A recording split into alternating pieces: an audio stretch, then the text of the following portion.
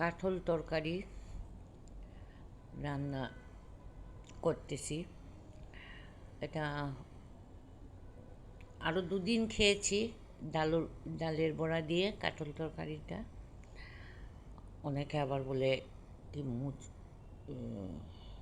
কি জানি বলে, আমরা কাঠলই বলি। তো আজকে আমার মেয়ে বলতেছে যে বড় শুটকি মাছ দিয়ে একটু কাঠল তরকারি রান্না করো। এই তরকারিটা রান্না করা খুবই কষ্ট আমার মনে হয়। কাঠলের তো কোনো নিজস্ব কোনো স্বাদ বলতে কোনো জিনিসই নেই। যা মশলা দিয়ে স্বাদ করতে হয় সেটাই। তার জন্য অনেক কষ্টে করতে হয়। আমি আগে কাঠল আলুকে ভেজে নিয়েছি, তারপর যা যা মশলা আছে, যেহেতু এটা শুটকি দিয়ে তাই জিরে দিলাম না, পেঁয়াজ রসুন বাটা, পেঁয়াজ বাটা, পেঁয়াজ কাটা ওইগুলা দিয়ে। আবার আমরা তো ঝাল বেশি খাই না। একটু মরিচ, হলুদ পরিমাণ মতো এগুলা দিয়ে একটু কষিয়ে রাখতে হয়। যাই হোক, এটা কষিয়ে নিচ্ছি বারবার আমি জল দিয়ে। আর কাটল আর আলুকে তো আগেই ভেজে রেখে দিয়েছি। আর এখন কষানোর সময় তার মধ্যে আপনাদের আমাদের সিলেটের আঞ্চলিক ভাষায় বলে শীতল শুটকি। ওইটা একটা দুটা না দিলে মানে ঘ্রাণটাই আসবে না। তো একটা দুটো আমি শীতল দিয়ে দিয়েছি একটু ঘ্রাণটা আসার জন্য। ওটা সাধারণত শীতল পুঁটি মাছ দিয়ে যে শুটকিটা করা হয় ওইটাকেই আমরা শীতল বলি সিলেটের আর একদিকে তো রান্না করে নিচ্ছি এইটা, আর অন্যদিকে গরম জলটা বসিয়ে দিয়েছি অন্য চুলায়। যেহেতু সবগুলোই আমার সিদ্ধ দেওয়া, কাঠলও সিদ্ধ দেওয়া, আলুও সিদ্ধ দেওয়া, তাই আমার বেশিক্ষণ লাগবে না, তাই গরম জলটা বসিয়ে নিলাম।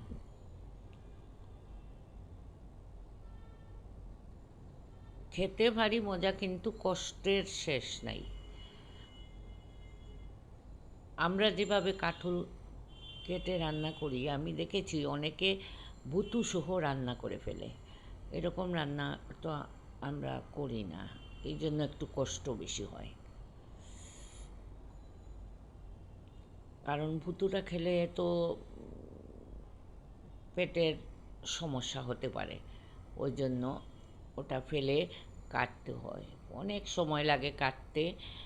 আর শুভ সকাল বন্ধুরা, আজকের মতো আমি ভিডিওটা শুরু করলাম। আপনারা নস্কিপ করে দেখতে থাকুন।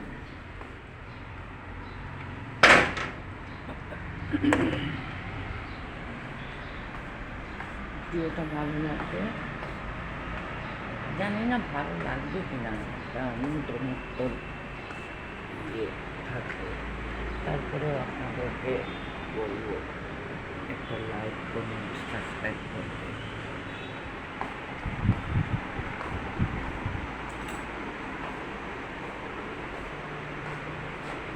এখন সকাল 7:30 বাজে। এদিকে মেয়ে ঘুমাচ্ছে।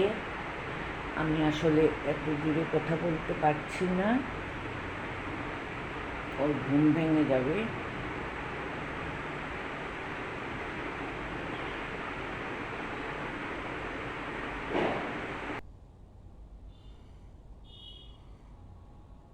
মেয়ে ঘুমাচ্ছে, তাই আমি বারান্দাতে চলে যাচ্ছি চা খেতে। কারণ এদিকে দরজা খোলা থাকলে ওর আবার ঘুমের ব্যাঘাত ঘটবে, তাই বারান্দা চলে আসলাম চা খেতে। আর অনেক সময় আমি আসলে চা খেতে খেতে এই কীর্তন ভজন এগুলা পুরানো দিনের গান এগুলা সকালবেলা একটু চা খেতে খেতে যেটুকু সময় ওই সময়টুকু আমি বসে বসে শুনি।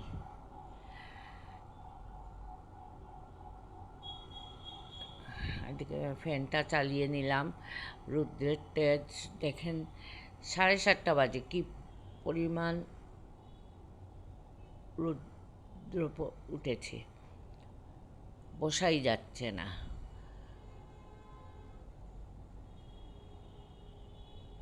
এই বারিন্দাতে বসে আমি চা খেয়ে নিচ্ছি, কারণ ঘরে থাকলে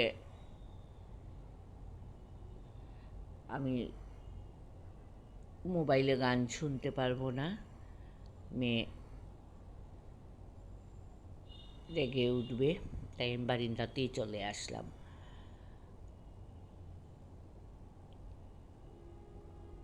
চা খেয়ে চিন্তা করতেছি যে কি আজকে আবার আজকে কালকেই রাত্রে আমাকে বলা হয়েছে যে আজকে একটু বাজারে যেতে হবে, কিন্তু আমার যে গরমে যে অবস্থা করেছে, মানে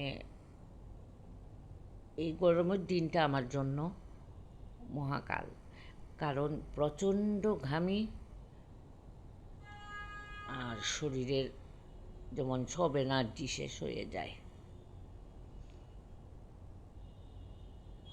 আর একটু কাজ করলে পরেই যেমন শরীর থেকে টপ টপ করে ঘাম ঝরে পড়ে, কি যে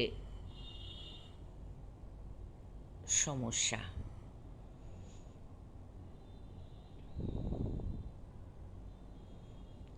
এখন মনে হলো যে প্রতিদিনই এক ধরনের খাবার, তা ক্ষীর মিক্স ঘরে ছিল,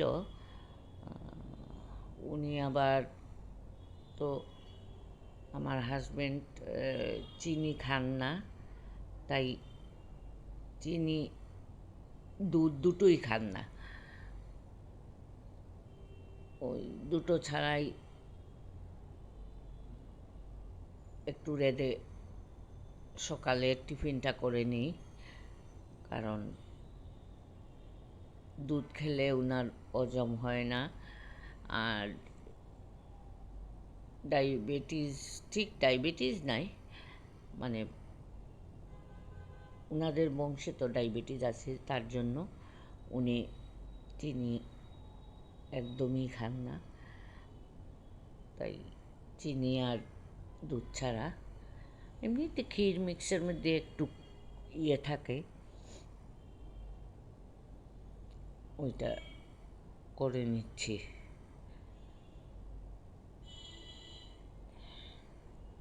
সকালের টিফিনটা হয়ে যাবে।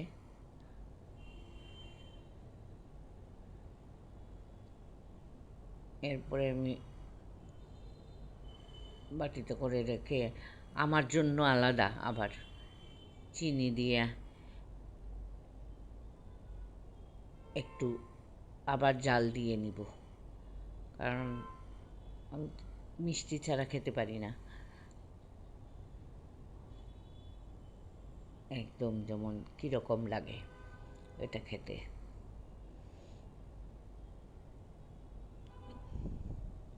মানে যেটার যেটা, নুডলসের ঝাল ছাড়া খাওয়া যায় না, আর পায়েস বলেন আর এইগুলা বলেন, এগুলাতে অন্ততপক্ষে একটু তো মিষ্টির দরকার, উনি তো একদম মিষ্টি ছাড়া খাবেন। এখন এগুলা শেষ করে আমি ফুল তুলতে চলে আসলাম।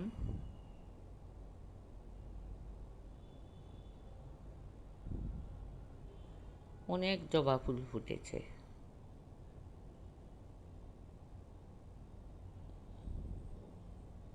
লাল জবা অনেকগুলা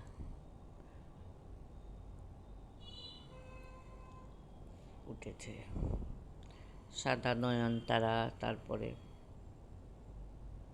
ওইগুলা ফুল এখন তো বর্ষাকাল, এমনিতেই ফুল ফুটে, কোনো সমস্যা হয় না ফুলের। শীতকালেও হয়নি, তবে এবার শীতকালে আমার গাছে তেমন একটা ফুল হয়নি, অনেক দেরিতে লাগানোর জন্য।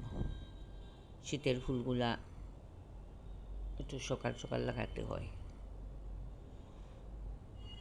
যখন ফুল সাদা জবা গাছে ধরেছে অনেকগুলো।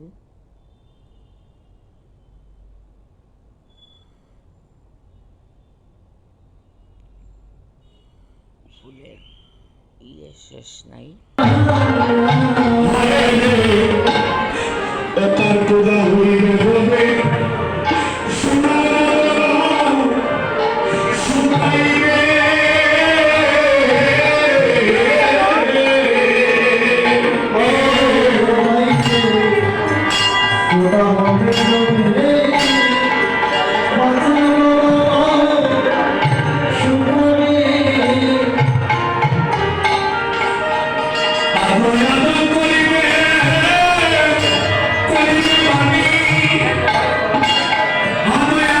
মার্কেটে গিয়েছিলাম।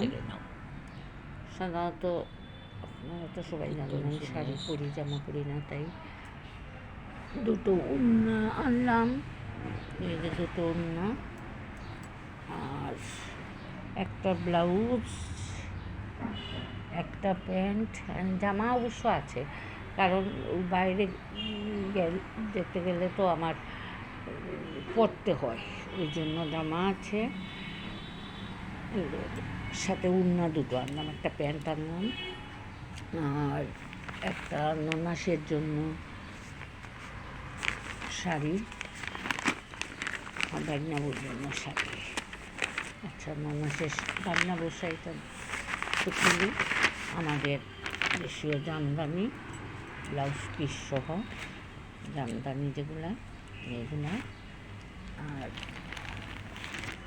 ননাসের জন্য কাকরাইলের তাঁতের শাড়ি,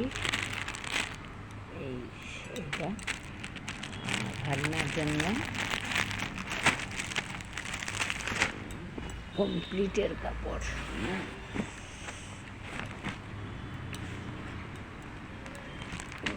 কমপ্লিটের কাপড়, এটা ভাগনার জন্য।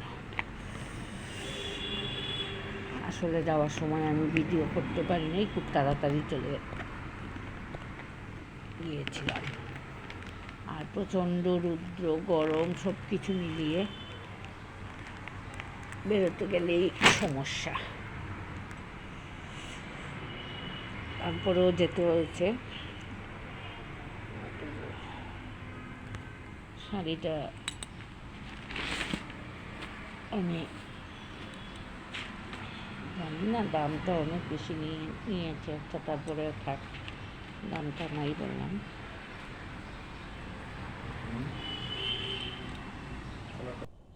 গুড ইভিনিংই বলা যায়। ঘুমিয়ে গিয়েছিলাম বিকেলবেলা, দুপুরে খেয়ে দিয়ে ঘুমিয়েছিলাম। ঘুম থেকে উঠে হঠাৎ মনে হলো আপনাদের সাথে ভিডিওটা আমার শেষ করা হয়নি, তাই এখন ভিডিওটা শেষ করতে চলে আসলাম। আসলে কালকে আমার শরীরটা খুবই খারাপ ছিল। আমি কালকেই ভিডিও, আগের দিনে ভিডিও করে নিই, পরের দিন এটা করি, কিন্তু কালকে দুপুর থেকে মানে প্রচণ্ড, যেমন মনে হচ্ছে মাথার বেদনা, প্রেশারের খুব যন্ত্রণা, তাই দিনে আর ভিডিও করতে পারিনি। রাত্রের থেকে আমি ভিডিওটা স্টার্ট করেছিলাম। আজকে আমার রান্নার পর্বটা পাবেন কালকে রাত্রে রান্না। তো এভাবেই আপনারা আমার পাশে থাকুন এবং আমাকে একটু সাহায্য করুন। আমি যতটুকু পারি আপনাদেরকে আমার কাজকর্ম সবগুলোই আমি দেওয়ার চেষ্টা করব। তার মধ্যে আজকে আবার আমি দুপুরবেলা মার্কেটেও গিয়েছিলাম, দিল্লিতে যাব বলে ভাগনা বউদের জন্য একটু কিছু তো নিয়ে যেতে হবে। মামা তো মন চায় ভাগনা ভাগ্নিকে দেওয়ার, তাই একটু বাইরে গিয়েছিলাম। দেখুন আমার মুখগুলা ফুলে গেছে, মুখ চোখ সব ফুলে একদম একাকার। এভাবেই চলে, গরমের দিন হলে আমার এভাবেই হয়। তো আপনাদের ভিডিওটা ভালো লাগলে একটা লাইক কমেন্ট সাবস্ক্রাইব করে দিবেন, আর আপনারা আমার পাশে থাকবেন, এটাই আমি আপনাদের কাছে চাওয়া।